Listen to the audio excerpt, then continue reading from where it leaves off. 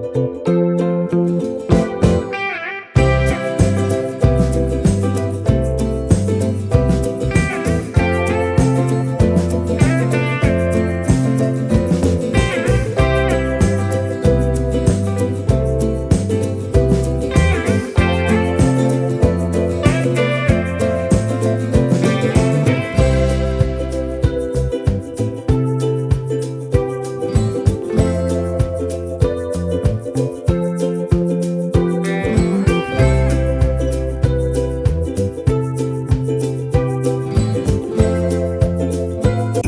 all, welcome back to my channel இளவேனில் காலம். அனைவருக்கும் வணக்கம். இன்னைக்கு பார்க்க போகிறது ஒரு சூப்பரான குழம்பு ரெசிபி தான், சுண்டக்காய் காரக்குழம்பு.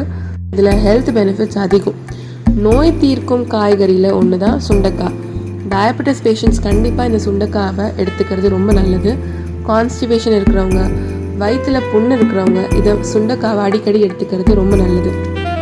இது calcium rich, iron rich, protein rich, இப்படி ஏராளமாக சொல்லிகிட்டே போகலாம். ஒரு நல்ல ஒரு பிளட் பியூரிஃபையரும் கூட.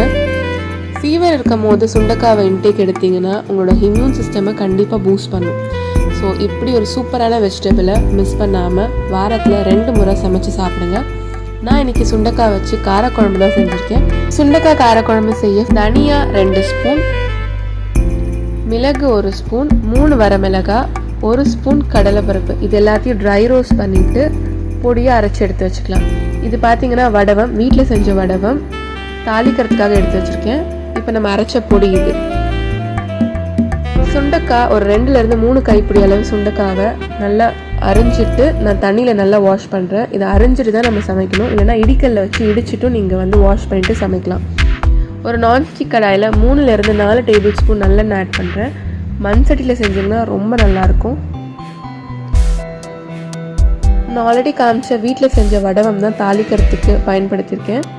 2 பச்சை மிளகாய் அந்த வடவம், இது கூட ஒரு பெரிய சைஸ் பூண்டு, 10லேருந்து 12 பல் பூண்டு, 20லேருந்து 25 சின்ன வெங்காயம் 1 பாதியாக நறுக்கிட்டு சேர்த்துருக்கேன். இது எல்லாத்தையும் சேர்த்து நல்லா வதக்கணும். நல்லா கண்ணாடி பதம் வர வரைக்கும் வதக்கணும். இந்த ஸ்டேஜில் நான் 2 தக்காளி அரைஞ்சிட்டு ஆட் பண்ணுறேன். இதையும் சேர்த்து நல்லா ஸ்மாஷ் பண்ணணும்.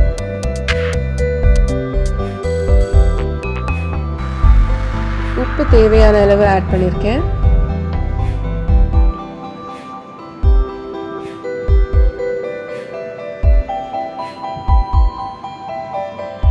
இது நல்லா வதக்கின பிறகு நம்ம கழுவி வச்சிருந்த அந்த சுண்டைக்காவையும் ஆட் பண்ணலாம். ஒரு 3 கைப்பிடி அளவு சுண்டைக்காய் சேர்த்துருக்கேன். 2 ஸ்பூன் குழம்பு மிளகாய்த்தூள், 1 ஸ்பூன் தனி மிளகாய்த்தூள், இதையும் சேர்த்துட்டு நல்லா கலந்து விடுங்க. மஞ்சள் தூள் 1/4 டீஸ்பூன், பெருங்காயத்தூள் 1/4 டீஸ்பூன், தண்ணி கொஞ்சமாக ஆட் பண்ணுறேன்.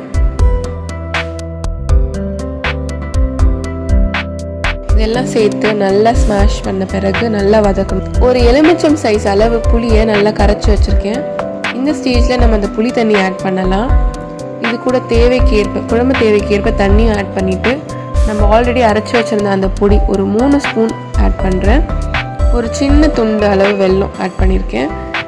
இது கூட வாசனைக்காக கொத்தமல்லி, இது எல்லாத்தையும் சேர்த்து கலந்துட்டு நீங்கள் மூடி போட்டு ஒரு 10 நிமிஷம் சிம்மில் குழம்பு கொதிக்க வச்சு இறக்குனீங்கன்னா அருமையான சுண்டக்காய் காரக்குழம்பு தயார்.